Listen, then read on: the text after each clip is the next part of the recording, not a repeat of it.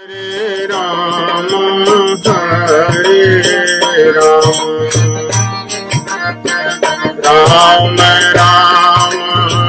हरे हरे।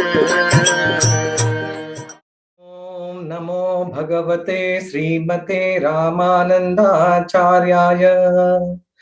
श्री सीतानाथ समारंभां श्री रामानंदार्य मध्यमाम् अस्मदाचार्य पर्यन्तां वन्दे श्री गुरु परंपराम्।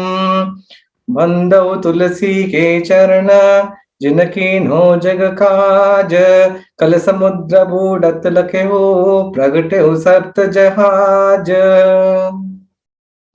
गजाननं भूतगणादि सेवितं कपित्थ जम्बू फलचारु भक्षणं उमासुतं शोक विनाशकारकं नमामि विघ्नेश्वर पाद पंकजम्। नारायणं नमस्कृत्य नरं चैव नरोत्तमं देवीं सरस्वतीं व्यासं ततो जयमुदीरयेत्। ओम पार्थाय प्रतिबोधितां भगवता नारायणेन स्वयं व्यासेन ग्रन्थितां पुराणं मुनिना मध्ये महाभारतम्। सर्वोपनिषदो गावो दुग्धा गोपालनन्दनः पार्थो वत्स सुधीर्भोक्ता दुग्धम गीतामृतम महत। शुरू कर दूंगे ना। गुरु जी के आशीर्वाद से, रामसुदास जी महाराज के करुणा से और राम जी की आज्ञा से हम आरंभ करेंगे। मूकं करोति वाचालं पंगुं लंघयते गिरिं यत्कृपातमहं वन्दे परमानन्दं माधवं परमानन्दं माधवं परमानन्दं माधवम्।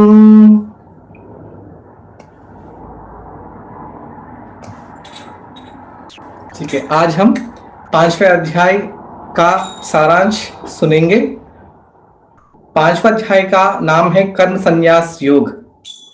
इसमें अर्जुन पहले अपने प्रश्न से आरंभ करते हैं। अर्जुन जी पूछते हैं भगवान से, संन्यासं कर्मणां कृष्ण पुनर्योगं च संससि यच्छ्रेय एतयोरेकं तन्मे ब्रूहि सुनिश्चितम्। तो इधर अर्जुन पूछते हैं भगवान जी से कि हे भगवान, अब तो आप कर्मियों के बारे में बता चुके हैं और ज्ञानियों के बारे में बता चुके हैं, पर इन दोनों में कौन सा श्रेष्ठ है?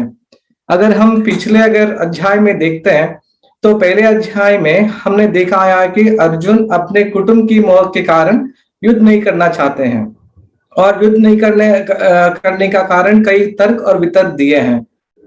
और इस बात को लेकर भगवान फिर ज्ञान योग और कर्मियों के बारे में बताने लगे। पर अधिकतर ऐसा होता है जब हम गुरुजन के पास जाते हैं कथा सुनने के लिए या कुछ ऐसा कुछ सत्संग करने के लिए, अधिकतर ऐसा होता है कि हम अपना भोज खुद लेके जाते हैं। तो इधर भी अर्जुन जी ने ऐसा अपना भोज लेकर आया है। तो अधिकतर ऐसा होता है, हम जब वो भोज लेके जाते हैं तो जो भी वक्ता या गुरुजी बोलते हैं वो हम नहीं सुनते।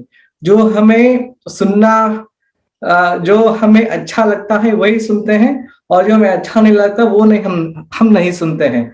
यही हुआ है अर्जुन के साथ भी।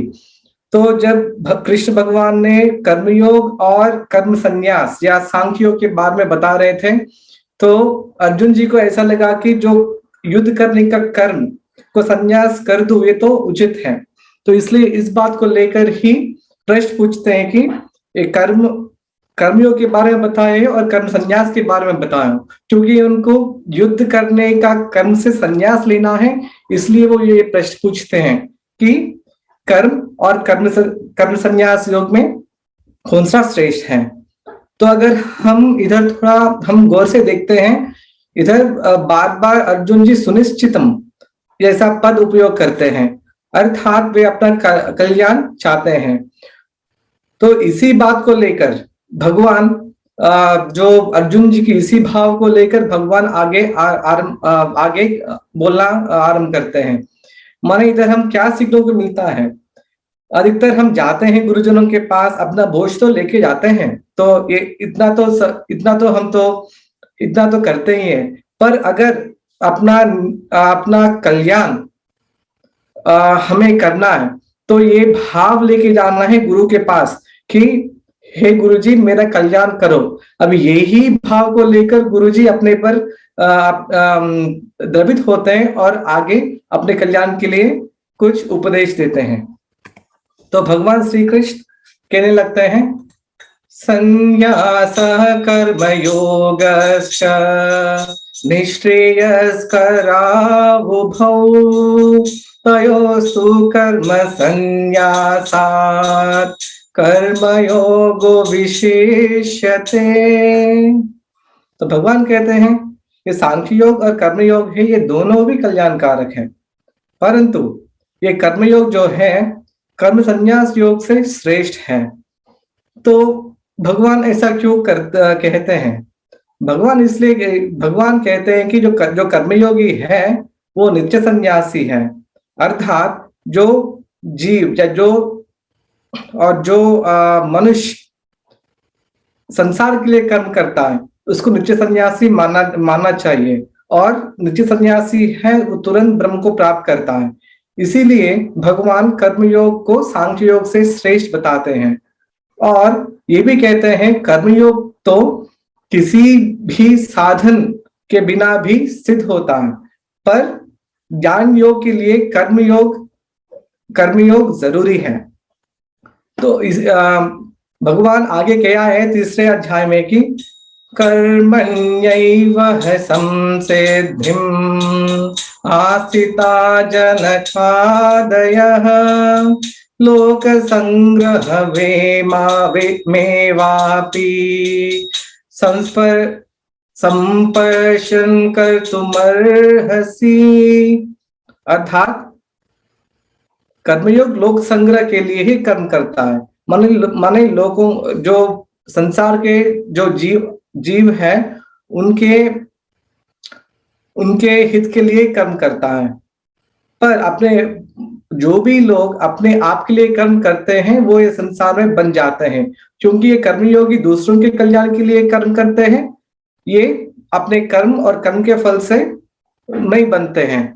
अगर हम ज्ञान योगी के बारे में बात करते हैं तो भगवान चौथे अध्याय में कहते हैं तद्विद्धि प्रणिपातेन परिप्रश्नेन सेवया उपदेक्षन्ति ते ज्ञानम् ज्ञानिनस्तत्त्वदर्शिनः।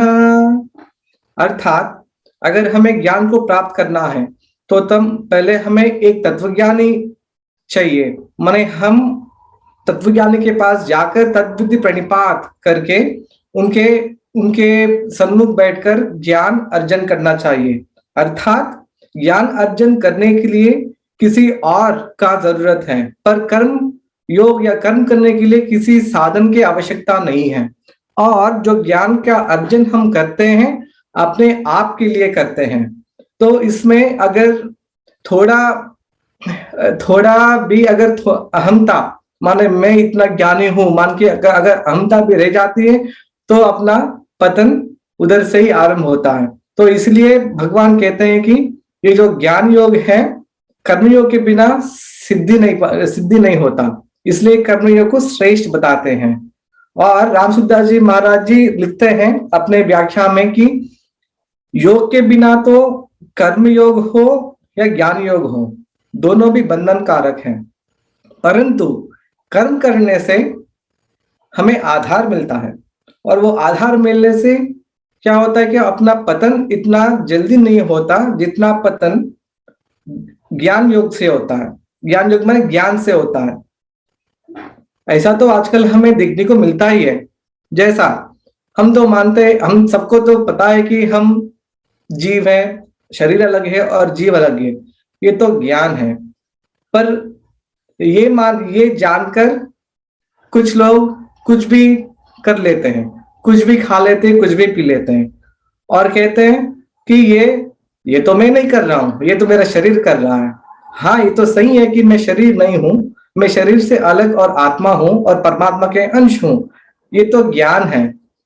पर जो कर्तव्य कर्म, जो क्या कर्म करना चाहिए, क्या कर्म नहीं करना चाहिए, अगर इसका ज्ञान ना हो और कुछ भी कर्म में करता रहूं तो मेरा पतन सुनिश्चित है। तो इसलिए कहते हैं ज्ञान बिना कर्म ये खोखला ज्ञान है, माने बस ये थियोरी ही है। और आगे हम योग वासिष्ठम में भी लिखते हैं वशिष्ठ जी कि अज्ञस्यार्थ प्रबुद्धस्य सर्वं ब्रह्मेति यो वेदवेत् महानिरय जालेषु सतेन विनयोजितः। इसका अर्थ है जो भी मनुष्य अज्ञानी मनुष्य को कहता है, उपदेश देता है कि सब कुछ ब्रह्म है, अहम ब्रह्मास्मि, ऐसा उपदेश देता है, ऐसे मनुष्य को वो महान नरक में ले जाने वाला होता है। तो आजकल तो यही होता है ना, तो हम कहते हैं हम ब्रह्मास्मि, मैं तो कुछ भी कर लेता हूँ क्योंकि मैं नहीं हूँ, मैं शरीर नहीं हूँ। तो माने अर्थात बिना कर्म का ज्ञान सिद्धि नहीं होता। इसलिए भगवान सांख्य योग तभी सिद्ध होता, सांख्य योग कर्मयोग से ही सिद्ध होता है ऐसा कहते हैं, और कर्मयोग श्रेष्ठ बताते हैं सांख्य योग से। और आगे भगवान कहते हैं ज्ञेयसनेच्छ संन्यासी यो न द्वेष्टि न कांक्षति निर्द्वन्द्वो हि महाबाहो सुखं बंधात् प्रमोच्यते। तो भगवान कहते हैं जो मनुष्य किसी से द्वेष नहीं करता या किसी से कुछ आकांक्षा नहीं रखता और अपने कर्म करता है उनके हित के लिए, उनको नित्य सन्यासी ही मानना चाहिए, क्योंकि ये जो द्वंद्वातीत मनुष्य है इस संसार में नहीं बनता है। तो हम तो ये न द्वेष्टि जो है न कांक्षति, ये तो हम तो जानते हैं। न द्वेष्टि माने किसी को द्वेष नहीं करना, और न कांक्षति माने किसी से अपेक्षा नहीं रखना या किसी से एक्सपेक्टेशन नहीं रखना। पर ये निर्बंध क्या होता है ये थोड़ा हम समझते हैं इधर। तो रामसुखदास जी महाराज जी लिखते हैं निर्द्वंद का अर्थ है जो बाहर का सुख दुख से प्रभावित नहीं हो और भीतर अंतःकरण में भी सुख दुख रहित हो, उसी को द्वंद्वातीत कहते हैं। ऐसा समझ सकते हैं जो मनुष्य, अगर हम इस मनुष्य लोक में आए हैं तो हमें भूख तो लगना ही है, और ये भूख है अविनाशी है, परंतु रुचि नाशवान है। तो जब हम कुछ खाद्य खाते हैं, जैसा हम गुलाब जामुन खाते हैं, रसगुल्ला खाते हैं, पर उसका रुचि से हमें राग हो जाता है, और पर वो रुचि जो है 2 क्षण के लिए होता है बस, और वो नाशवान है। एक बार वो 2 क्षण बीत जाता है फिर हमें और चाहिए। अर्थात हम जो ये अविनाशी भूख है ये नाशवान रुचि से मिटाना चाहते हैं, और इसी से राग द्वेष होता है। कुछ खाद्य को लेकर राग होता है, कुछ खाद्य को लेकर द्वेष होता है। पर ये जो अविनाशी भूख और ये रुचि का जो द्वंद्व संबंध है यही बंधन का कारक होता है, और ऐसे ही राग द्वेष होता है, और ये राग द्वेष नहीं होने से हम ये संसार में नहीं बनते हैं, और ये राग द्वेष रहित जो है उनको द्वंद्वातीत कहते हैं। और महाराज जी कहते हैं और लिखते हैं कर्मयोगी जो है समाज के हित के लिए ही कर्म करते हैं, माने अपने जो भी पदार्थ है संसार में लगा देता है, वो तो है ही है, पर उसके साथ कर्मयोगी को अपने अंदर अंतःकरण शुद्धि ले आना चाहिए, क्योंकि हम अपना पदार्थ लोग का हित में रखने से कुछ लोगों का ही हित हो सकता है। अगर अपना अंतःकरण में शुद्धि ले आए या राग द्वेष ना हो तो अधिक लोगों का हित हो सकता है। तो इसलिए रामसुखदास जी महाराज लिखते हैं कि अंतःकरण की शुद्धि भी इतना ही आवश्यक है जितना हम निष्काम कर्म करते हैं। और अगर हमारे अंतःकरण में शुद्धि नहीं होगी तो हमें अभिमान होने का थोड़ा आवश्यकता है। जैसा मैं कर्म करता हूँ संसार के लिए, मैं इतना धन देता हूँ या दान करता हूँ या सेवा करता हूँ, अगर मेरे अंतःकरण में शुद्धि ना हो या मैं द्वंद्वातीत नहीं हूं तो मैं कुछ लोगों का ही मैं सेवा कर पाऊंगा या कुछ लोगों के लिए ही मैं दान दूंगा। तो और मेरे में अभिमान भी प्रकट हो सकता है कि हाँ मैं इतना सेवा कर रहा हूं और मैं दान दे रहा हूं। तो इसी गुण को आगे भगवान कहते यही आश्रय गुण है। तो इसीलिए हम सेवा भी करें और अंतःकरण में शुद्धि भी ले आए। ये दोनों कर्मयोगी के लिए आवश्यक है। और आगे भगवान कर्मयोग और सांख्योग के फल के बारे में बताते हैं। भगवान कहते हैं कि कर्मयोग और ज्ञान योग का फल जो है वो एक ही है, पर जो अज्ञानी या जो जिनका बुद्धि इतना विकसित नहीं है वो ये मानते हैं कि ये दोनों का फल अलग अलग है, पर भगवान ये दोनों का फल एक ही बताते हैं। तो भगवान कहते हैं कर्मयोग और ज्ञान योग का फल एक है और साधन में कर्मयोग और भक्ति योग एक है। और कर्मयोग और भक्ति योग में क्या होता है, दूसरों के लिए ही कर्म किया जाता है। माने कर्मयोग के लिए तो संसार के लिए कर्म किया जाता है, भक्ति योग में हम भगवान के लिए कर्म करते हैं और मानते हैं कि जो भी कर्म है मैं भगवान के लिए कर रहा हूँ। जैसे भगवान के लिए मैं भोग लगा रहा हूँ, भगवान के लिए कुछ सेवा कर रहा हूँ।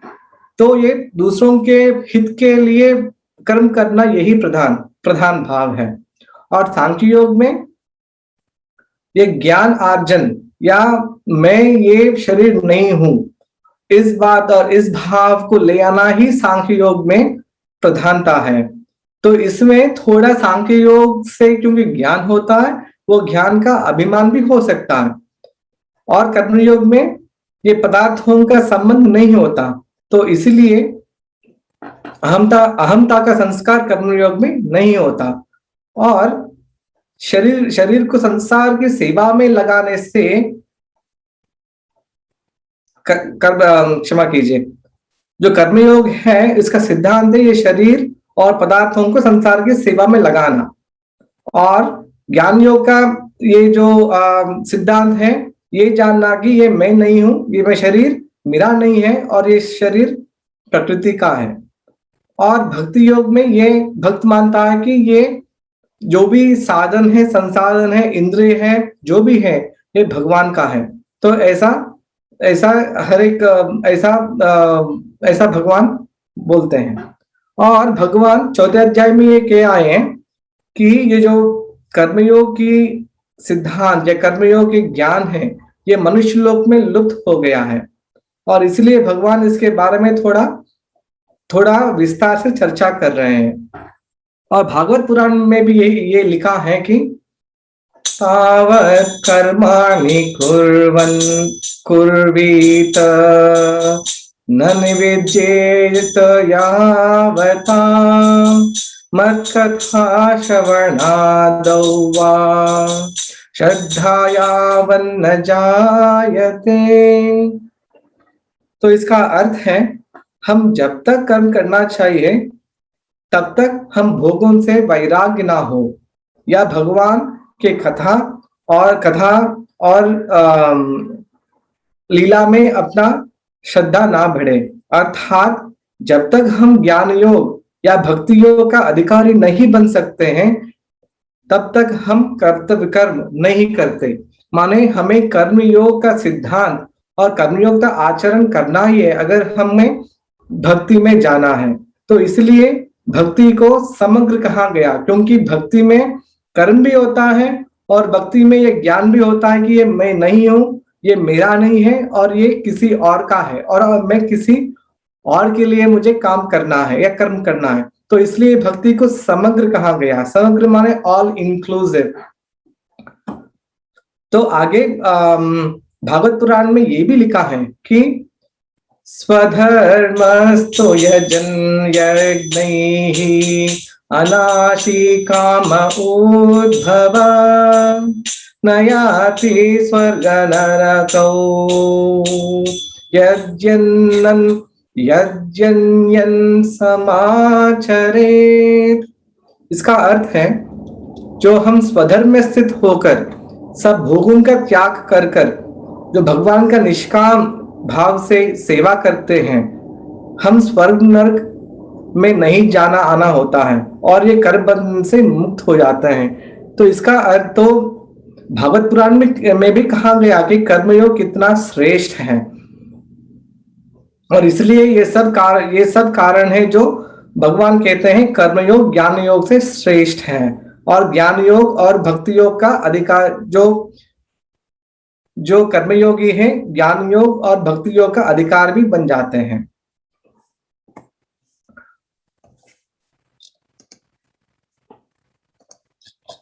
क्षमा कीजिए आगे। हाँ, आगे हम देखेंगे कि गोस्वामी तुलसीदास जी ने रामचरितमानस में इसके बारे में क्या लिखे हैं।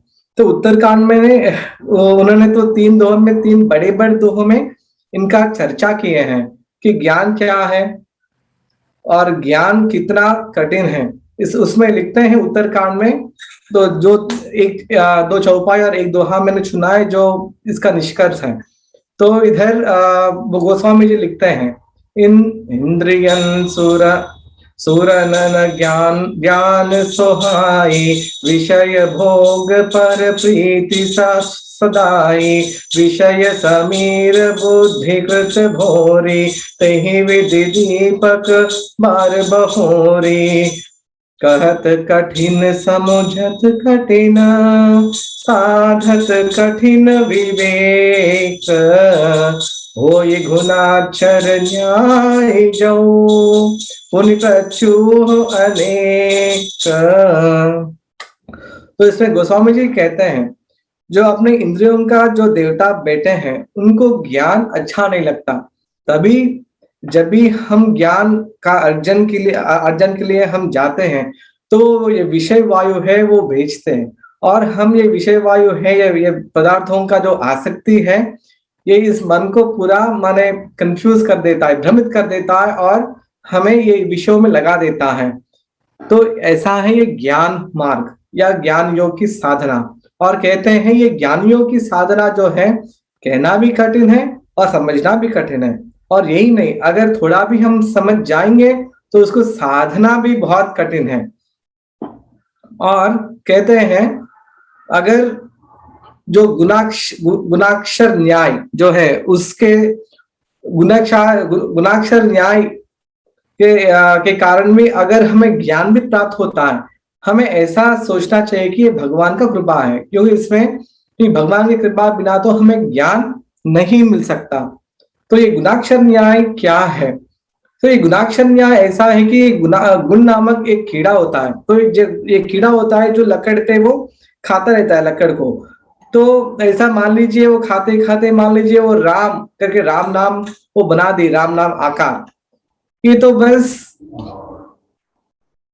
ये हम उनकी बुद्धिमत्ता नहीं समझ सकते हैं, बस ये संयोग से ही ऐसा हो गया। ऐसा ही अगर हमें ज्ञान प्राप्ति होती है बस संयोग से ही होता है, और इस ज्ञान मार्ग में बहुत प्रत्युह बहुत होते हैं या जो कठिनाई है बहुत होते हैं, ऐसा गोस्वामी जी लिखते हैं। तो जो भी भगवान कह है वही गोस्वामी जी कह रहे हैं कि ये कर्मयोग और ज्ञान योग में ज्ञान योग का साधना तो कठिन है। तो आगे तो भगवान कहते हैं कर्मयोग की लक्षण क्या है। तो आप तो भगवान ने कर्मयोग ज्ञान योग इसके बारे में कौन सा योग श्रेष्ठ है उनके मत से ऐसा कहे हैं, और अब कर्मयोग के लक्षण और कर्मयोगी के लक्षण और ज्ञान योगी के लक्षण बताते हैं। कहते हैं जो जितेंद्रिय है, जो विजितात्म है और विशुद्धात्म है, ये संपूर्ण प्राणियों के साथ एकता जो अनुभव करता है, ये कर्मयोगी जो है, ये सब कर्म करते हुए भी ये नहीं बनता है। तो हम ये समझेंगे ये विजितात्मा क्या है, विशुद्धात्मा क्या है, और जो एकता क्या है। तो जितेंद्रिय माने जिसने अपने इंद्रियों का वश में कर लिए हैं। तो इंद्रियों को वश में करने से क्या होता है, अपना राग और द्वेष से रहित होते हैं। जैसा अगर मान लीजिए मैं इंद्रियों का वश में कर लिया, तो अगर मैं कुछ देखता हूँ, कुछ गुलाब जामुन या कुछ रसगुल्ला देखता हूँ, तो उसमें राग या द्वेष या भोग की दृष्टि से नहीं देखता, बस वो खाद्य है, बस वही दृष्टि से देखता हूँ। तो वो इंद्रियों का शमन से या इंद्रियों का जो वश करने से राग द्वेष से रहित होते हैं। विशुद्धात्मा, ये तो विशुद्धात्मा तो अंतःकरण में शुद्धि रखना, यही विशुद्धात्मा कहा जाता है। और जहां भी विषय पदार्थों का महत्व नहीं है, जो वहां कामनाएं नहीं होती है। अगर यही उदाहरण दो गुलाब जामुन या रसगुल्ला की, अगर मुझे वो खाद्य के प्रति अगर मेरा राग द्वेष नहीं है, तो उसको पाने के लिए मैं कामना नहीं होते और उसके पीछे में दौड़ता नहीं। तो ये विशुद्धात्मा का लक्षण है। और जो विजितात्मा कौन है, जो ये शरीर को वश में करते हैं, वो विजितात्मा है। अगर हमें संसार के लिए कर्म करना है या काम करना है या सेवा करना है, तो अपने शरीर पे नियंत्रण होना बहुत जरूरी है। अगर हम निद्रा, आलस और प्रमाद में पड़ जाते हैं, तो हम क्या सेवा कर पाएंगे, क्या कर्म कर पाएंगे संसार के लिए। तो इसलिए भगवान कहते हैं जो जितेंद्रिय है, विशुद्धात्म है और विजितात्म है, ये लक्षण से युक्त जो कर्मयोगी है, ये इस जगत में कर्म करते हुए भी कर्म से नहीं बनते हैं। और ये सर्वभूतात्मा भूतात्मा, भगवान कहते हैं कर्मयोगी ये सब प्राणियों के साथ एकता अनुभव करता है। जैसा मान लीजिए तो शरीर में कई अंग है, मान लीजिए मेरे हाथ में कुछ पीड़ा हो रहा है, ऐसा नहीं कि दूसरा हाथ ऐसा ही नहीं बैठेगा कि हाँ ये मेरा नहीं है, ऐसा नहीं है। तो हमें हर एक अंग का अपनापन होता है। तो माने किसी अंग में पीड़ा होने से सब अंग उनका सेवा करने लगता है। ऐसा ही कर्मयोग होता है। जो कर्मयोगी है, किसी का दुख उनसे सहा नहीं जाता और उनको सहायता करना चाहता है और उनके हित के लिए कर्म करना चाहते हैं। ये कर्मयोगी का लक्षण है। तो आगे भगवान ज्ञान योगी के लक्षण बताते हैं। वो कहते हैं जो ये ज्ञान योगी है, वो चलता हुआ, देखता हुआ, सोता हुआ, जागता हुआ, सब कर्म करता हुआ, वो समझते हैं कि ये जो कर्म है, ये कर्म मैं नहीं कर रहा हूं, ये कर्म तो प्रकृति कर रही है। और अपने आप इन कर्मों से वो अलग देख लेता है और प्रकृति से अलग अलग जानता है और मानता है। जैसा मान लीजिए हमें भूख तो लगता है, हम संसार में आए हैं तो भूख तो लगता है, लगना ही है, और ये प्राकृतिक भी है। और ये काम किसका है, भूख लगना, ये प्रकृति की काम है। और ये प्रकृति की काम है, इससे मुझे कुछ लेना देना नहीं है, ऐसा सांख्य योगी मानता है और समझता है। तो भूख लगने से हम क्या करते हैं, हम सो मुख्य द्वार तो हम जिह्वा से हम आहार तो सेवन करते हैं। तो सांख्य योगी ये समझता है कि ये जिह्वा का काम जिह्वा कर रहा है और मुख का काम मुख कर रहा है, तो ये तो मैं नहीं कर रहा हूं, ये तो सब प्रकृति की काम है, ऐसा ज्ञान योगी समझता है और मानता है। ऐसे ही सब इंद्रियों अपने अपने विषयों में प्रवर्तन कर रहे हैं, ऐसा ज्ञान योगी मानता है और प्रकृति के द्वारा ही किया गया कर्म किया जा रहा है, ऐसा मानता है। इसलिए भगवान तीसरे अध्याय में क्या है कि प्रकृते क्रियमाणानि गुणैः कर्माणि सर्वशः अहंकार विमूढ़ात्मा कर्तारं कर्ताहम् इति मन्यते। तो भगवान कहते हैं जो क्रियमान कर्म है ये सब प्रकृति कर रहा है, पर जो अहंकार से जो युक्त विमूढ़ है वो ये मानता है कि ये सब कर्म तो मैं कर रहा हूं। अर्थात ज्ञान योगी अपने आप को प्रकृति से अलग जानता है, मानता है, और जो भी कर्म ये शरीर से किया जा रहा है वो प्रकृति का कर्म मानता है। ये ज्ञान योगी का लक्षण है। और आगे के श्लोक में भगवान थोड़ा भक्ति योग या भक्ति का बीजारोपण करते हैं और भगवान कहते हैं ब्रह्मण्याधाय कर्माणि संगम त्यक्त्वा करोति यः लिप्यते न स पापेन पद्मपत्र विवाम्भसा। तो भगवान कहते हैं जो सब कर्म भगवान को अर्पण करके ब्रह्मण्याधाय, तो ब्रह्म को अर्पण करके आसक्ति रहित जो कर्म करता है ऐसा मनुष्य पाप से लिप्त नहीं होता। जैसा जल में कमल रहता है और कमल पत्र भी रहता है और कमल पत्र जल में रहते हुए भी वो जल उन पर नहीं टिकता, ऐसे ही भक्ति योग है जहां सब अपना कर्म सब अपना काम भगवान का ही मानते हैं और भगवान को ही अर्पण करते हैं। तो भक्त अपने शरीर, इंद्रिय और मन, बुद्धि, ये सब जो ज्ञानेंद्रिय और कर्मेंद्रिय है ये भगवान का मानता है और अपना नहीं मानता। तो इसीलिए जो ये शरीर से किया गया जो क्रियाएं हैं वो भी भगवान के द्वारा किया गया मानता है और भगवान के लिए कर रहा हूं ऐसा मानता है भक्ति में, और अपने आप को बस निमित्त मानता है। जो भी अच्छा काम होता है तो अपने आप को निमित्त मानता है और मानता है कि भगवान कर रहे हैं, और जो भी दोष होते हैं वो अपना दोष मानता है भक्त। तो अगर हम ऐसा देखें तो कर्मयोगी सब पदार्थ, सब जो साधन है और सब विषय है वो संसार का मानता है और संसार के सेवा में लगाता है, और ज्ञान योगी जो है ये प्रकृति का मानता है और ये भक्ति योगी जो है भगवान का मानता है। तो इधर भी हम देखें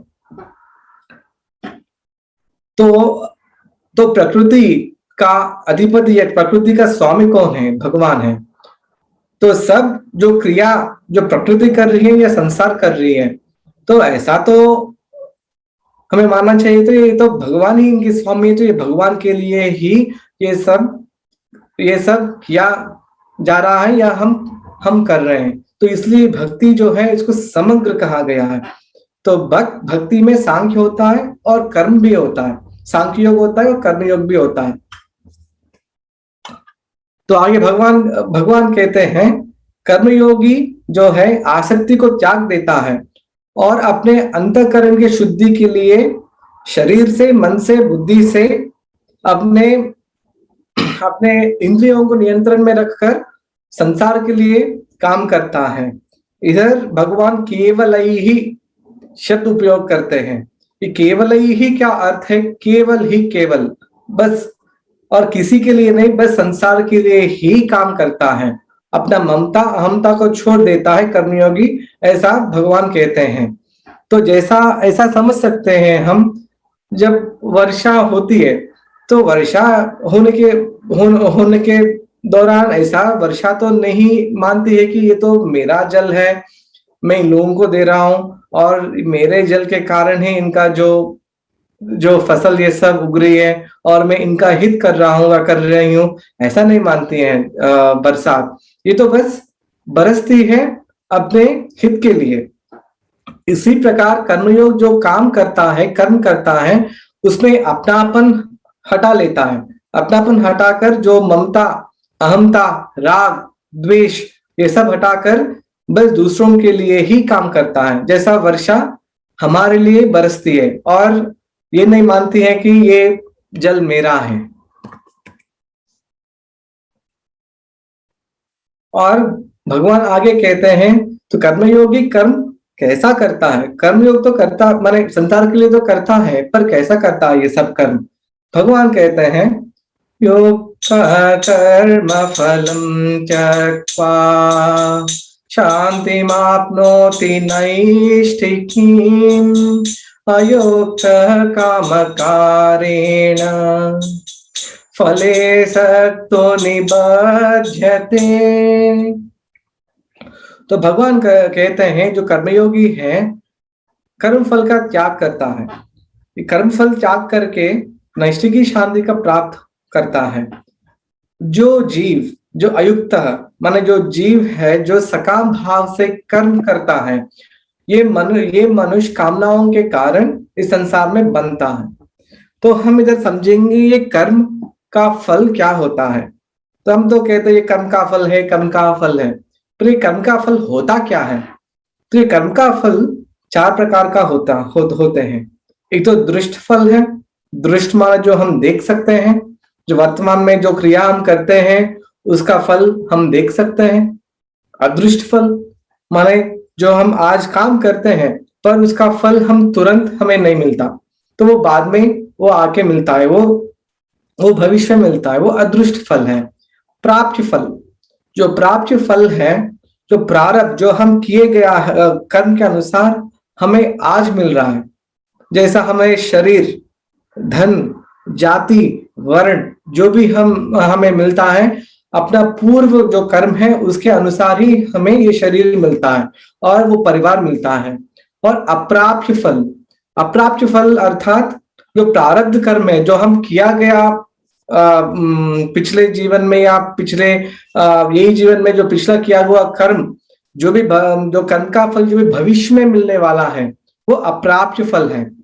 तो इधर देखते हैं तो ये दृष्ट फल और अदृष्ट फल जो है अब वर्तमान में किया गया कर्मों का फल है, माने इसको हम क्रियमान माने अब हो जो हम कर रहे हैं क्रियमान फल बोलते हैं। और जो प्राप्य फल और अप्राप्य फल है ये तो कर्म हम पहले कर आए हैं, तो माने इसको हम प्रारब्ध कर्म बोलते हैं।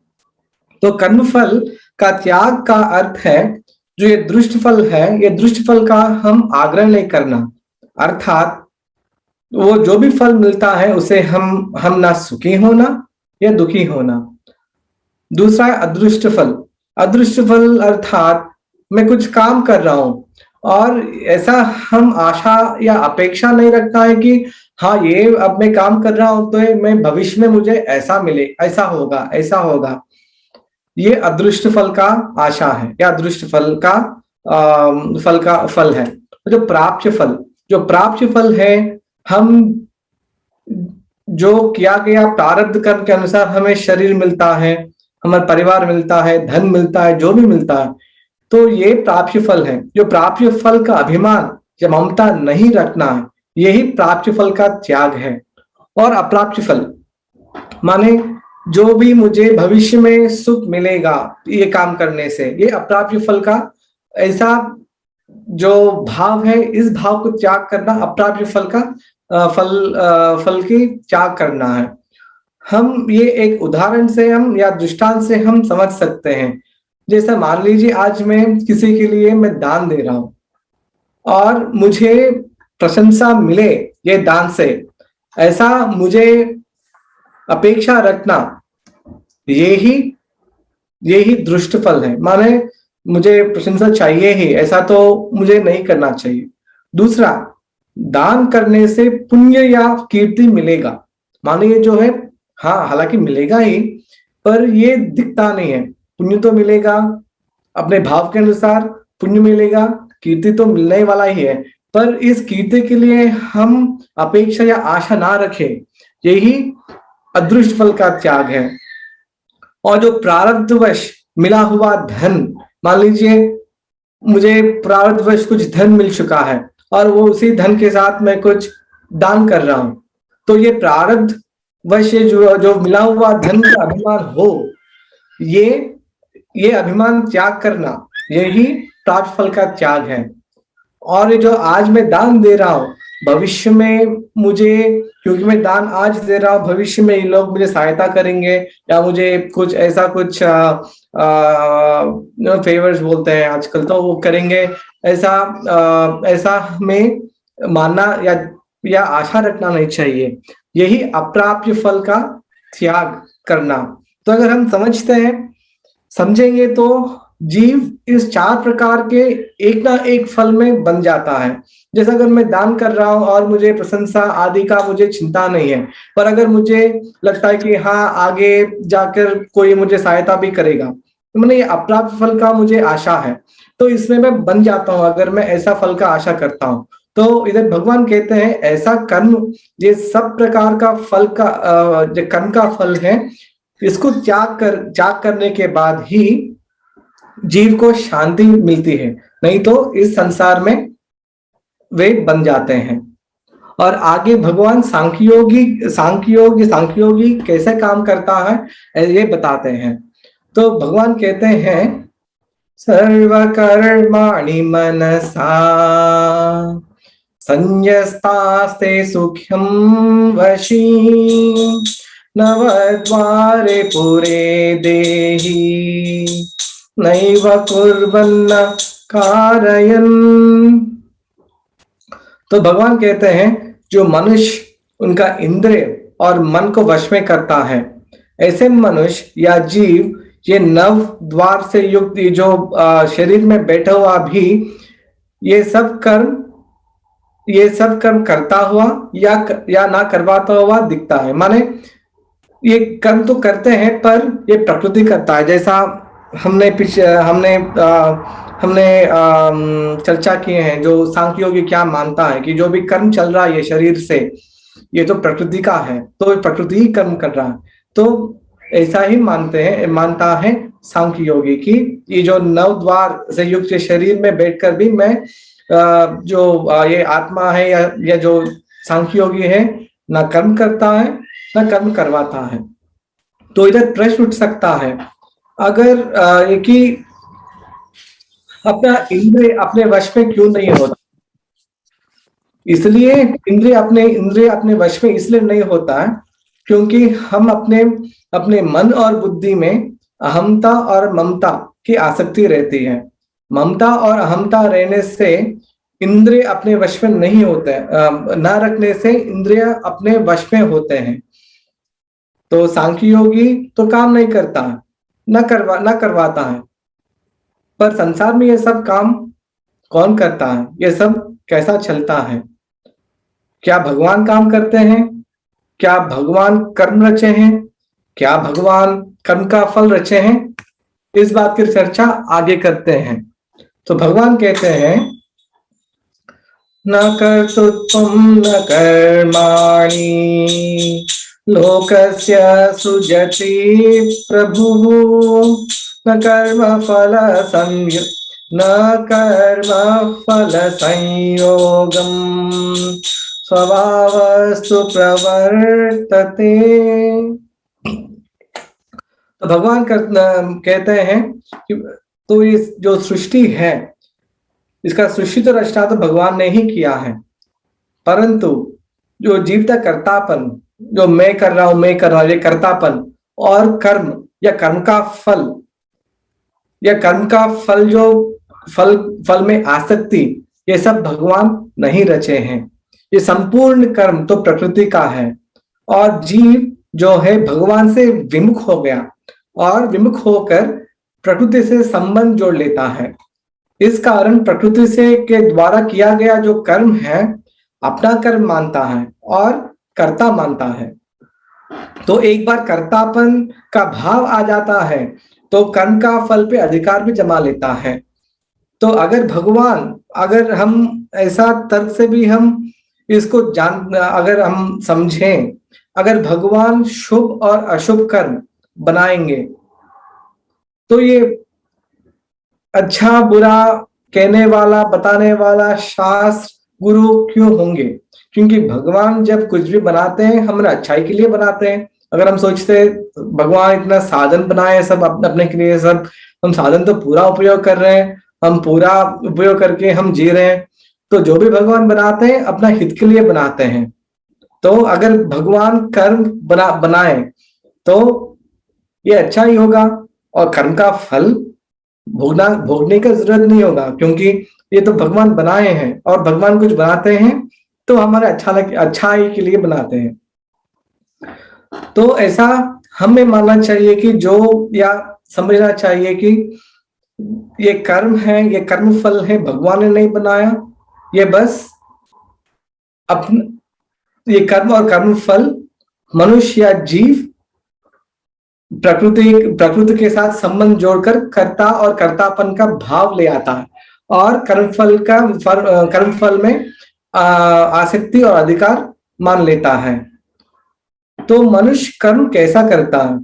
तो भगवान कहते हैं ये जो मनुष्य है, जीव है, ये कर्म अपने स्वभाव के अनुसार ही करता है, अपने स्वभाव के वश होकर ही करता है।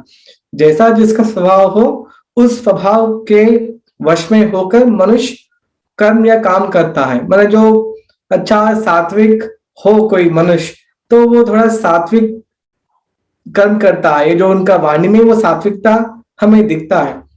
तो अगर कोई राजसिक स्वभाव के हो, तो हमें अपनी वाणी में थोड़ा बहुत हमें वो राजस जैसा वो हमें दिखता है।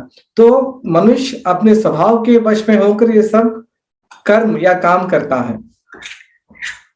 तो ये कर्मफल जो है, ये कौन भोगता है? तो कर्मफल का भोगी दो प्रकार के होते हैं। एक, अगर जो भी कर्म कर रहा है या करता, वो कर्म का भोगी होता है, या कर्म कराने वाला वो भी कर्मफल का भोगी है।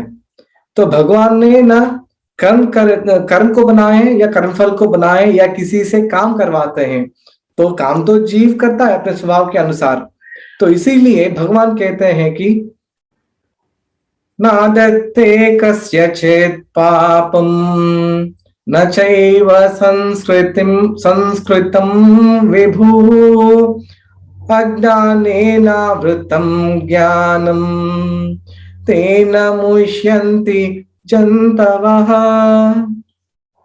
इसलिए इधर भगवान कहते हैं कि ये जो पाप और पुण्य है, ये तो भगवान नहीं देते हैं और उनकी भागीदारी नहीं है, क्योंकि वो ना काम करते हैं या काम किसी से करवाते हैं। तो इसलिए पाप पुण्य का वो भागीदारी नहीं होते और पाप पुण्य का ग्रहण वो नहीं करते।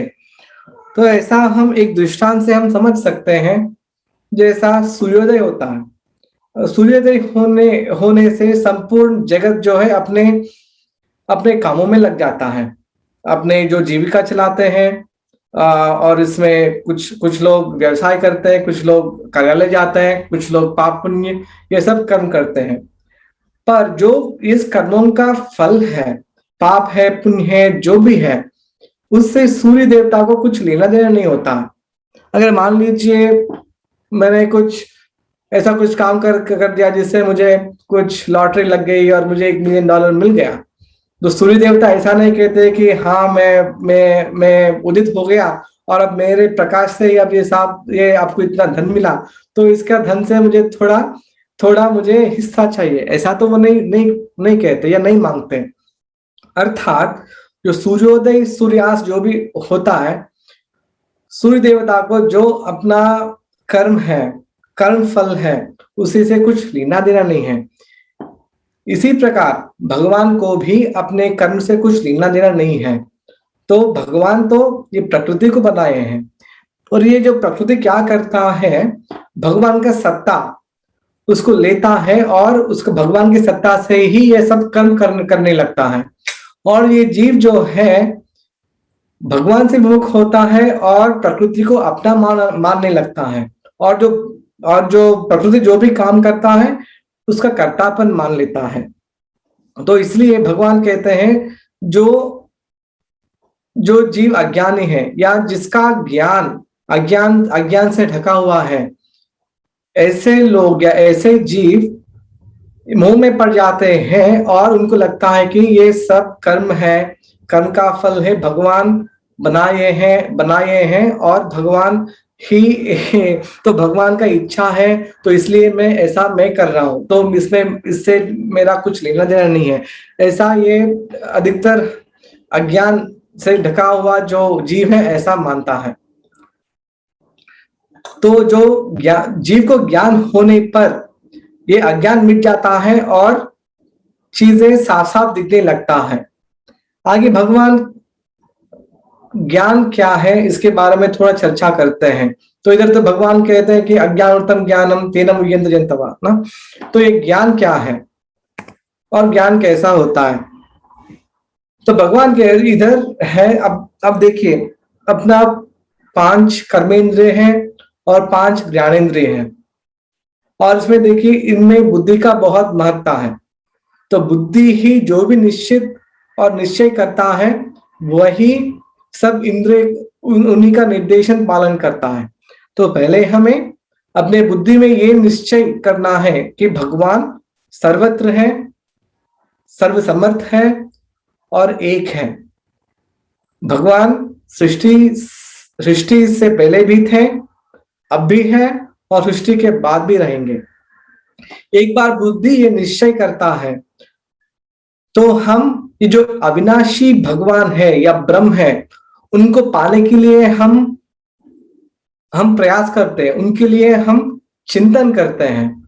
अब अपना बुद्धि और मन परमात्मा में लग जाता है और चिंतन करने लगता है, तो फिर भगवान पर निष्ठा और परायणता बढ़ती है और हम भगवान के परायण होते हैं या भगवान के दास होते हैं। इसी को भगवान कहते हैं ज्ञान होना। तो ज्ञान क्या है?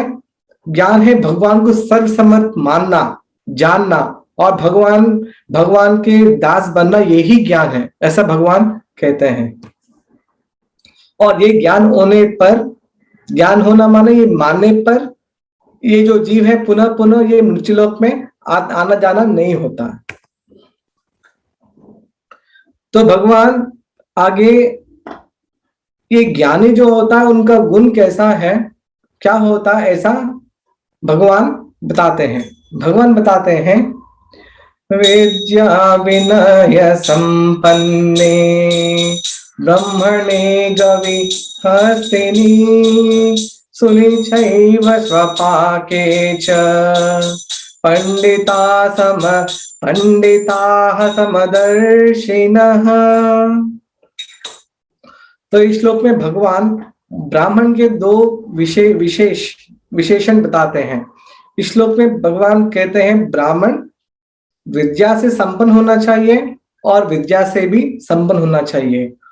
और ये जो तत्वज्ञानी ये ज्ञानी है, ऐसे ब्राह्मण में और चांडाल में अंतर नहीं देखता, और गाय में, हाथी में और कुत्ता में भी अंतर नहीं देखता, और सब में परमात्मा का ही दर्शन करता है।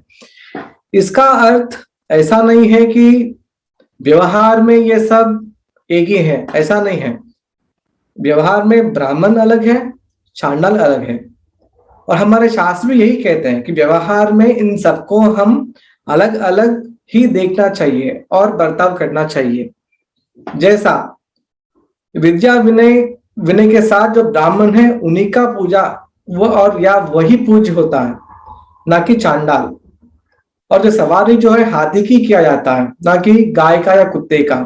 और दूध जो है गाय का ही पिया जाता है, ना कि, और सेवा गाय का ही किया जाता है, पर कुत्ते का सेवा किया नहीं जाता। तो ऐसा व्यवहार में ये अलग अलग तो हो सकते हैं, पर उसमें उनमें जो परब्रह्म है वो एक ही है, ऐसा ज्ञानी मानता है। तो इधर एक प्रश्न हमें उठ सकता है कि अगर हम व्यवहार में इनको अलग अलग देखते हैं, तो पर इसमें एक भगवान कैसा हम इनमें एक भगवान या एक दृष्टि कैसा हम ले आ सकते हैं, ये प्रश्न हो सकता है। तो हम समझ सकते हैं जो शरीर में हमारे अलग अलग अंग तो है ही है, जैसा अपना मस्तक है, अपना पाँव है, अपना हाथ है और सब है। ये सब अंगों में अपना अपनापन होता ही है, पर व्यवहार में इनके साथ अलग अलग बर्ताव होता है।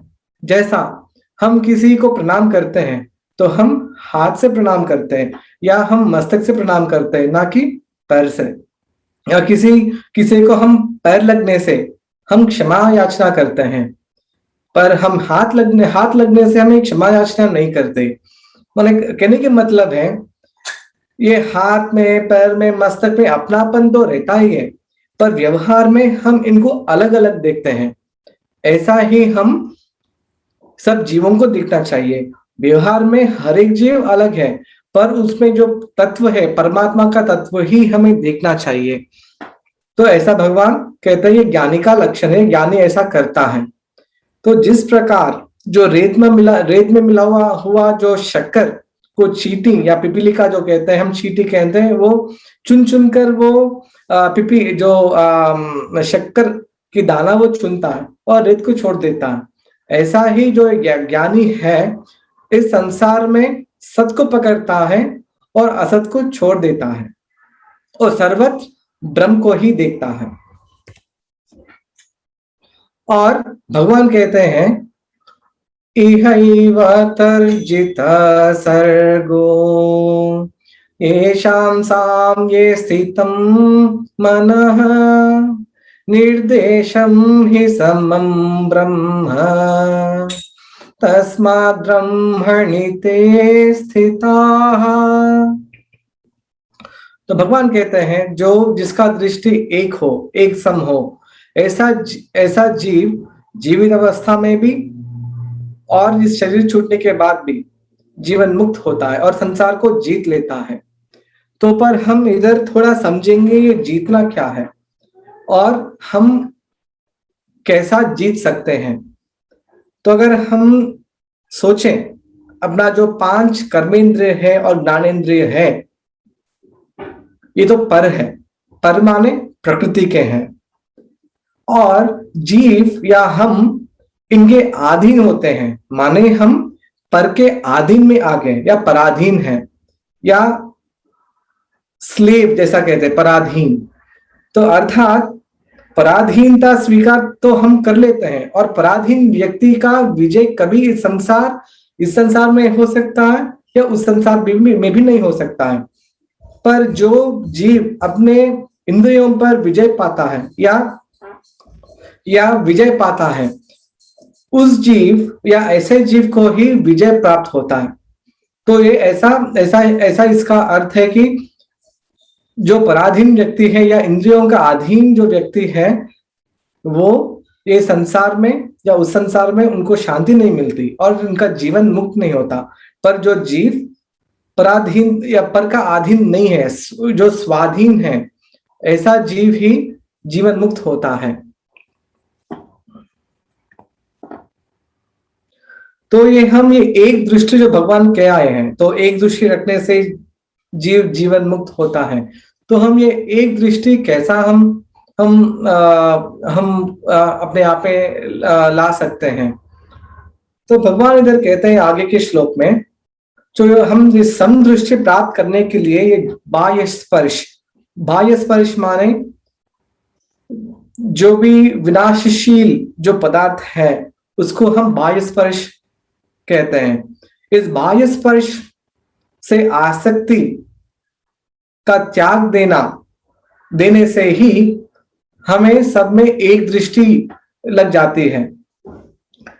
तो ऐसा हम कह सकते हैं, जो बाह्य स्पर्श पदार्थ है ये निरंतर बदलता ही रहता है, पर अपने आसक्ति के कारण ही हम उनसे संबंध जोड़ते हैं और उनमें बन जाते हैं। ऐसा भगवान तो दूसरे अध्याय में भी कह आए हैं। भगवान कह आए हैं कि ध्यायतो विषयान् पुंसः संगस्तेषु उपजायते संगात् संजायते कामः कामात् क्रोधोऽभिजायते। तो भगवान कहते हैं, तो ध्यायतो विषयान् पुंसः संगस्तेषु उपजायते, माने ये विषय है, विषयान या ये विषय है, उसको हम उसके बारे में चिंतन करने से ही हम उसके संग या आसक्ति बढ़ता है। तो इस श्लोक में भगवान कहते हैं, ये बाह्य स्पर्श या विषयों में आसक्ति को त्याग देने से ही हमें एक दृष्टि प्राप्त होता है। तो ऐसा भगवान कहते हैं। तो इस बाह्य स्पर्श से आसक्ति छूटने से ही जीव का अंतःकरण में सुख प्राप्ति होता है। तो अब तक तो भगवान ने सांख्य योगी और अक्षय सुख की प्राप्ति के बारे में बात किए हैं। तो और ये भी कहते हैं कि जो विषय सुख है और ये बाह्य स्पर्श को हम उनमें आसक्ति हमें त्याग देना चाहिए। तो ये आसक्ति क्या है और ये भोग क्या है या भोग की लालसा क्या है, ये हम पहले समझेंगे। और दुख का कारण क्या है ये भी हम समझेंगे। तो भोग का अर्थ है जो अपने तन्मात्राएं हैं, जो शब्द, स्पर्श, रस, गंध और रूप है। तो ये तो अपने इंद्रियों का विषय है। तो इन विषयों में राग या द्वेष पूर्वक संबंध होना, इसी को भोग कहते हैं। और ये भोग या राग या द्वेष का संबंध से ही हमारा सुख या दुख का भाव होता है।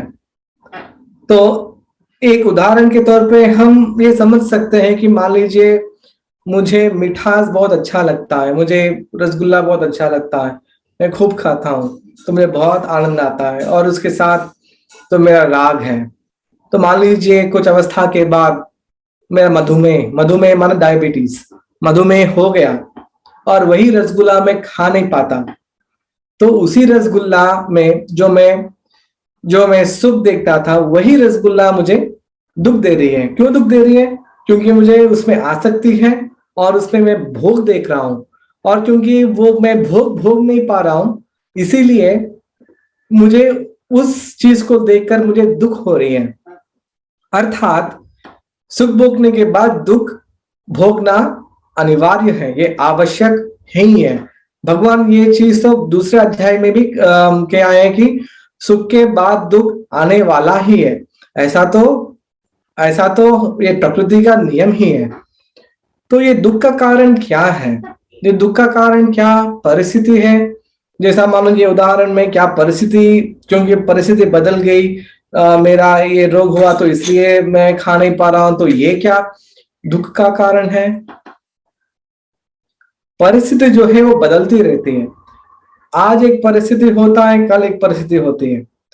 तो परिस्थिति क्योंकि वो एकटक या एक नहीं रहती है, तो परिस्थिति दुख देता है ऐसा हम नहीं मान सकते, क्योंकि ये परिस्थिति का स्वभाव ही है बदलना। क्या संसार दुख देता है? संसार भी बदलता है, और संसार तो बदलना ही चाहिए। संसार के परिवर्तनशीलता से ही हमारा विकास होता है। जैसा हम बालक से हम यवन बनते हैं, यवन से हम बूढ़ा बनते हैं, और फिर हम शरीर त्याग देते हैं और नया शरीर मिलता है। ऐसा होना ही चाहिए, नहीं तो हम कितने दिन हम ये शरीर में रह सकते हैं ना। तो ये परिवर्तन होना ही चाहिए, हमारा बुद्धि का विकास होना ही चाहिए। तो संसार का नियम ही ये परिवर्तन है। तो परिवर्तनशील पदार्थ हमें कैसा दुख या सुख दे सकता है? तो संसार भी नहीं देता। पर कौन देता है हमारा ये दुख या सुख? थोड़ा विचार करने से हमें पता चलता है, ये सुख भोगने की आसक्ति या ये सुख भोगने की जो लालसा है, यही दुख का कारण है। अगर मैं कुछ सुख भोगना चाहता हूं और मुझे नहीं मिल रहा, मान लीजिए मुझे आज एक नया दूरवाणी या फोन खरीदना है, पर मेरे पास इतना धन नहीं है कि मुझे वो एक नया दूरवाणी खरीद लूं, तो वो दूरवाणी के लिए मेरा मनोरथ तो बनी गई, पर क्योंकि मैं मेरे मनोरथ का पूर्ति नहीं कर पा रहा हूं, उसी का मेरा दुख है। या मान लीजिए मैं पूर्ति भी कर पा लेता हूं कि मैं नया गाड़ी या नया दूरवाणी तो खरीद तो ले ही लेता हूं, पर अगर मान लीजिए वो दूरवाणी खराब हो जाती है 2-4 दिन में, या गाड़ी पे कुछ लग जाता है, तो फिर दुख लगने लगता है। अर्थात जो अपना सुख की लालसा है, जो हम पदार्थों में हम सुख ढूंढते हैं, वही अपना दुख का कारण है। और भगवान कहते हैं कि ये इंद्रियों से मिला हुआ ये जो भोग है, ये नाशवान है, और ये नाशवान भोग ही दुख का कारण है। और ज्ञानी जीव उनमें नहीं रमते। ज्ञानी जीव जो है ये जानता है कि ये जो भी है ये प्रकृति के हैं, ये मेरा नहीं है, और इनमें फंसता नहीं है। और भगवान कहते हैं, मुझे ये श्लोक बहुत अच्छा लगा पूरा अध्याय में। अगर कुछ हमें याद रखना है और मनन करना है या चिंतन करना है, मुझे लगता है इस श्लोक का हमें मनन और चिंतन सदा करना है। तो इस श्लोक में भगवान कहते हैं, शक्नोति हैव यः सोढुम् प्राक्शरीर विमोक्षणात् काम क्रोधोद्भवं वेगम् सयुक्त स सुखी नरः। तो भगवान कहते हैं इस श्लोक में, जीव को अपने काम क्रोध का वेग जो है उसको सहना चाहिए, और ऐसे मनुष्य जो योगी हैं वही सुखी होता है। तो ये वेग क्या होता है हम थोड़ा समझेंगे इसको। तो काम और वेग या माने गति, तो तर्क के अनुसार हम इसको समझ सकते हैं कि ये संसार में हम तो आए ही हैं, हम आए हैं तो हमारा आवश्यकता भी होंगे, थोड़ा अपना अपना अपना आवश्यकता होंगे, और अपना जो पदार्थों की आवश्यकता होती है जिससे हम अच्छा काम कर पाए। भगवान अगर कहते हैं जो हमारा आवश्यकताएं हैं हम उनको कम रखें, यही वेग को सहना है। आवश्यकताओं को कम रखने से हम पदार्थों में सुख ढूंढना, जो अपना जो सुख ढूंढने का जो अपना जो लत होता है पदार्थों में सुख ढूंढने की, वो ढूंढना अपने आप धीरे धीरे कम हो जाता है। और अगर हम सुख का लालसा या सुख ढूंढने कम करते हैं फिर दुख भी नहीं होता, क्योंकि आगे पीछे हम देख आए कि सुख के बाद दुख मिलना ही है। अगर हम पदार्थों में अगर हम सुख नहीं देखते हैं तो दुख तो नहीं होगा, या आगे आने वाला दुख का प्रभाव हम नहीं होंगे। तो हम ऐसा हम सोच सकते हैं कि हम मान लीजिए, एक उदाहरण मेरे मन में आता है जो मैं बार बार मैं इसका स्मरण करता हूँ। जो पहले हमारे मन में एक स्फुरणा होती है, जो कई वर्षों पहले जब ये आईफोन जब ये मार्केट में नई नई आई है, इसका उदाहरण मेरे निजी जीवन में बहुत मुझे स्मरण में आता है कि मन कैसा है, मन एक चीज से कैसा संतुष्टि नहीं पाती। तो ऐसा हुआ था कि जो जिनके साथ मैं रहता था, मैं भारत जाके आया और आने के बाद तुरंत वो इस नया यंत्र के बारे में बात करने लगा कि हाँ ऐसा समाचार में आ गया कि एक ऐसा नया दूरवाणी है जो जिसमें हम हाथ से या उंगली से हम उसको माने ऑपरेट या उपयोग कर सकते हैं, उसमें ऐसा कुछ सॉफ्टवेयर से होता है, ये सब बताने लगा। तो अर्थात यह है कि उस समय ये यंत्र तो था ही नहीं, पर ये वो यंत्र का स्फुरणा थी, हाँ ऐसा कुछ एक है। तो फिर उसके बाद में यंत्र तो आ गए, फिर उसके बाद ये स्फुरणा में अगर सत्ता होता है या आसक्ति होता है तो यही स्फुरणा संकल्प बन जाता है। जैसा तो यंत्र तो आईफोन तो आ ही गया मार्केट में, तो फिर उसके बाद में फिर उस समय तो घर में ही बात हो रही थी अपने जिनके साथ में रहता था। उसके बाद कार्यालय में बात होने लगी, फिर उसके बाद फिर अलग अलग समाचार पत्र में और सब इसमें और न्यूज में आने लगी कि ये ऐसा यंत्र है, इसके साथ ये ऐसा है। तो मानो ये जो स्फुरणा है इसमें सत्ता जुड़ गई और आग्रह जुड़ गई और आसक्ति जुड़ गई। हाँ ये कैसा होगा, मुझे एक बार तो इसको देखना चाहिए, मुझे एक बार तो मुझे हाथ में लेना चाहिए। तो ये स्फुरणा जो था इससे पहले वो संकल्प में बदल गया। तो ये संकल्प है। तो ऐसा हुआ था कि मेरा जो एक मित्र था वो खरीद लिया दूरवाणी। तो मैं देखा, उसके साथ थोड़ा बहुत छेड़खानी किया, उसके बाद लगा हाँ ये तो बहुत अच्छी चीज है, ये तो मेरे पास तो रहना ही चाहिए। तो ये संकल्प है, ये मनोरथ में ये बदल गया है। तो मनोरथ करता रहा मैं 2, 4, 6, 8 महीने हो गया। तो फिर उसके बाद थोड़ा धन इकट्ठा किया और फिर मैं यंत्र को मैं खरीद लिया। तो दो तीन सप्ताह में बहुत खुश था उसके साथ, उसने उसी में मैं रमा रहता था रात दिन उसमें। फिर ऐसा हुआ कि अचानक फिर ये जो एप्पल कंपनी है वो एक न्यूज वो एक प्रकटन करते हैं कि हम इसका दूसरा वर्जन निकाल रहे हैं। फिर मुझे लगा कि अरे इसको लेकर तो बस 2 सप्ताह ही हो रहा है, 3 सप्ताह हो रहा है, ये अभी मैं तो इसके साथ इतना खुश था। पर मुझे अब दुख लगने लगा, क्योंकि अरे मैं क्यों खरीदा इसको। मैं 2 सप्ताह 3 सप्ताह और रुक जाता तो मुझे नया अपडेट वर्जन मिलता। तो वही चीज, वही यंत्र जो मुझे सुख दिया था 3 सप्ताह पहले, अभी वही यंत्र कुछ बदला नहीं, वही यंत्र मुझे दुख दे रहा है। तो क्या सही में वास्तव में ये सुख या दुख या यंत्र में है, या मेरा सुख या भोग की जो लालसा है वो यंत्र में, वो मेरा सुख या दुख का कारण है। तो सोचने तो लगता है कि यंत्र तो ये मेरा सुख का दुख का कारण नहीं है, तो ये मेरा जो ये कामना का वेग है यही मेरा सुख या दुख का कारण है। तो भगवान यही कहते हैं, जो कामनाओं का वेग है हमें उसको रोकना चाहिए, सहना चाहिए।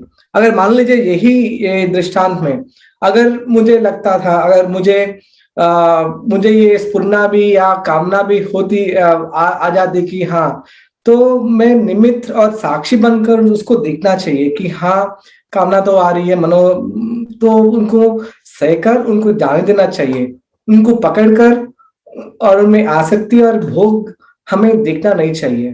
तो ये श्लोक में भगवान ये कहते हैं कि ये काम और क्रोध का वेग ये हमें सहना ही चाहिए, ये सहने से ही हम सुखी रह सकते हैं, या परमात्मा की प्राप्ति होती है इससे।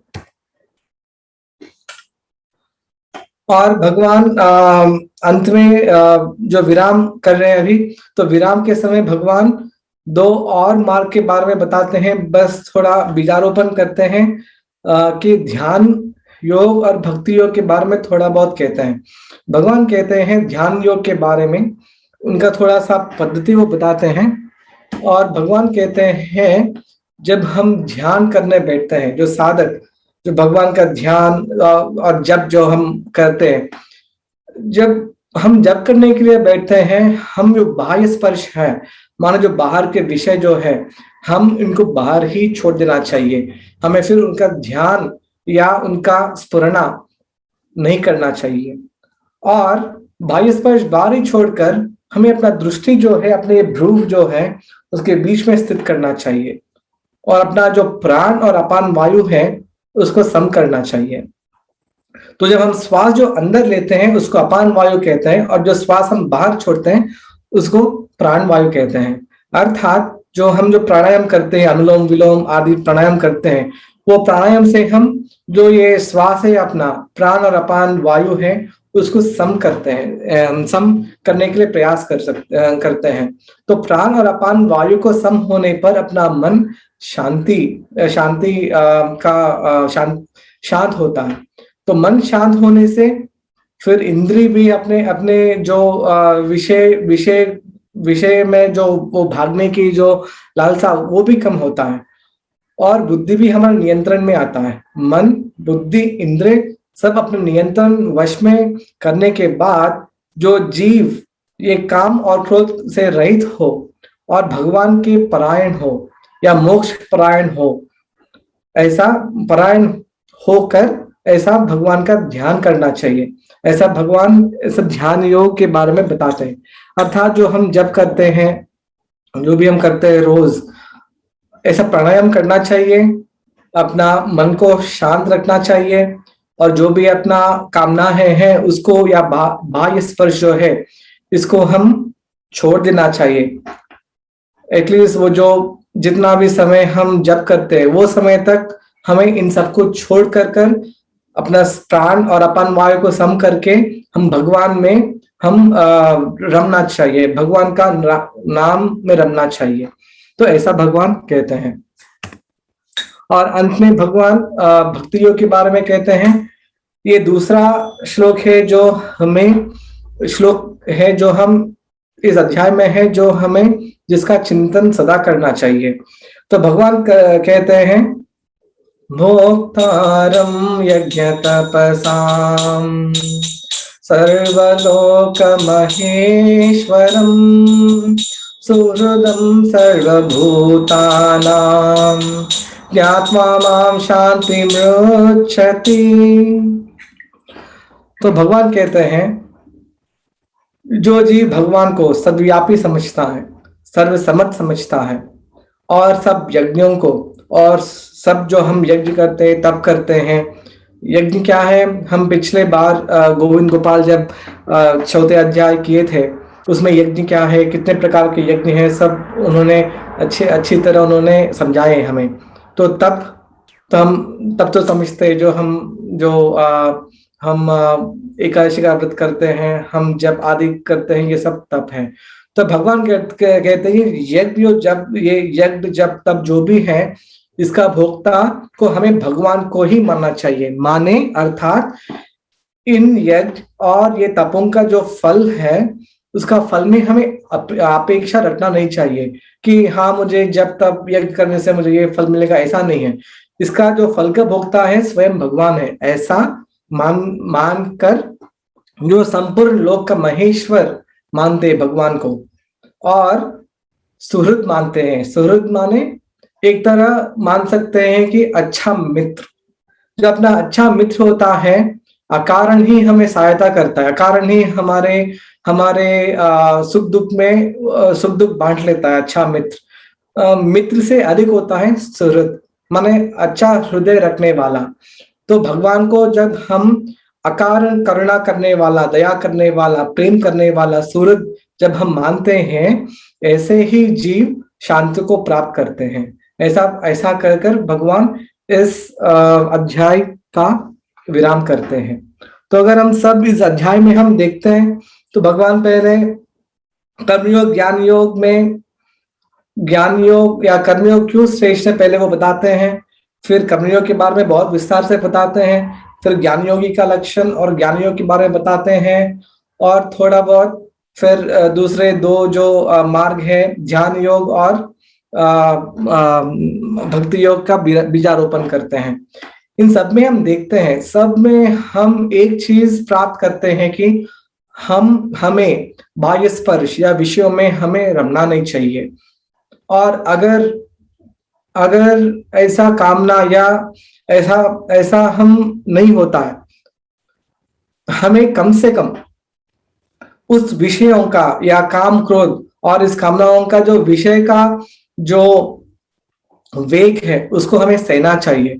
और ये जो भी हम कार्य करते हैं, जो भी हम जब तब जो भी करते हैं, भगवान ही इनका भोक्ता है, ऐसा हम मानना चाहिए। ये ऐसा हम निष्कर्ष निकाल सकते हैं ये पूरा अध्याय का। तो सबको राम राम।